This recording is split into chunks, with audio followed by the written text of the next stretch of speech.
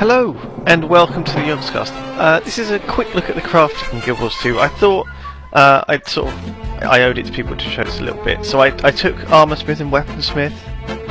There's some really interesting things in crafting which are pretty cool. So you have to do it in a town on sort of an anvil. And look here, I can craft 59 bronze ingots, okay, which would normally take ages. Whoa, whoa, whoa, whoa! But it speeds up according to how many you've got to do. Oh my god! And look, So you haven't sped up the video? No, this is in real time. Wow! I know. That's amazing. Isn't that good? So Oh I mean, it'll do. If you've only got 5, it'll do them quite slowly. But if you've got like 100, it'll speed them up exponentially, and it starts spazzing out. It's amazing. That is so cool. That is cool. So I harvested 100 copper ore, and I was like, I didn't know how to make bronze, but apparently you have to buy tin ore from a merchant.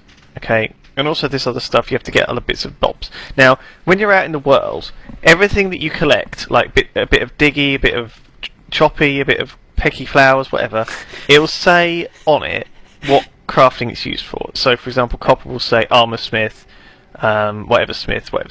Now, what I'm doing there is I'm building inscriptions. Okay. Now, what I need to do is I need to build. Right. So, for example, I want to make a greatsword. Okay. So I need a greatsword hilt, which is just bronze, easy. I need a greatsword blade, which is just bronze, again easy. And then I need an inscription. Makes And the sense. inscriptions are difficult to get hold of because they have unique drops from mobs. And the ones I made there, I had to make off of tiny husks. I'll get to that in a second. Anyway, I'm putting inscriptions with the blade and the hilt. This looks like something. Craft it. I didn't know what I was doing. I was just mucking around. There you go. And then you learn the recipe. You made something From just blending this crap together. Da, da, da, da. And so now that recipe gets added to my list, and I can craft it from there, and it tells me what I need, and it will actually also sort of auto do some of the components as well if you've got the right bits and bobs. So that's quite handy. Is it any good? It looks pretty good. Looks pretty good. Not bad, is it? Not bad at all. Now, obviously, as you level up, you get better inscriptions. Now, the inscriptions are important because they're basically drops off creatures, and they're going to be the limiting factor often. So what I've got here is just some kind of bits of cloth. You kind of get that from any old crap place, and you also get a lot of these materials from salvaging armor. You can buy salvage kits and just like disenchant. So there you go. That's a festering insignia, tiny husks.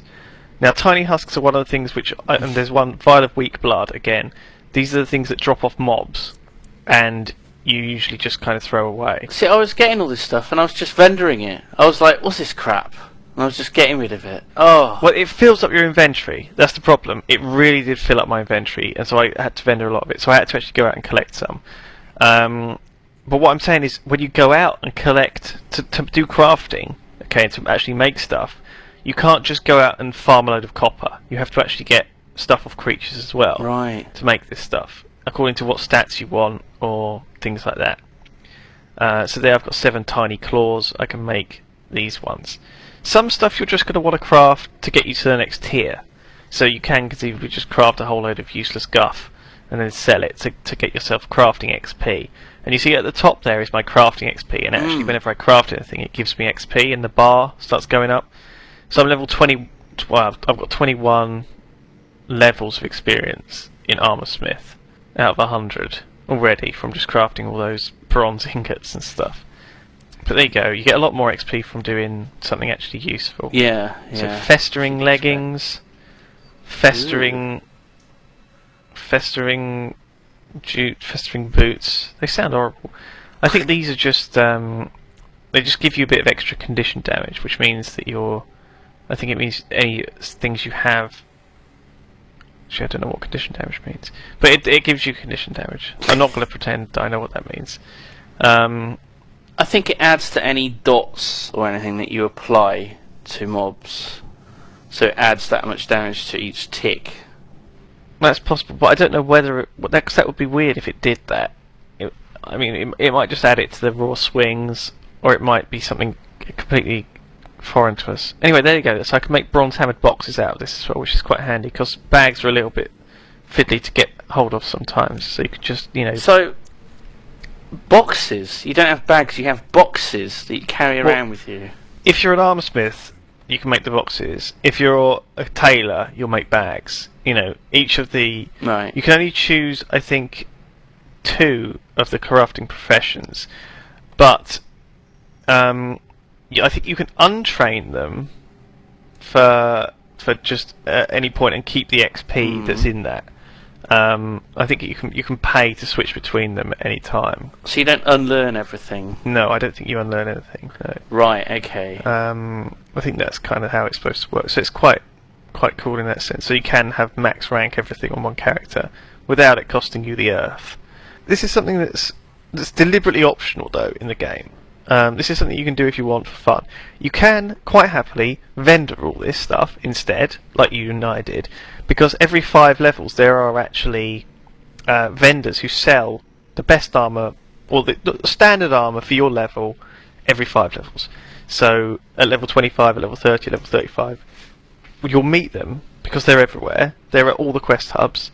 You just go in there, and if your boots are like 10 levels old, decent quality armour. you can get, yeah, exactly. Your other option is to do it by crafting, you know, and get yourself up to scratch by doing that. But it's entirely optional.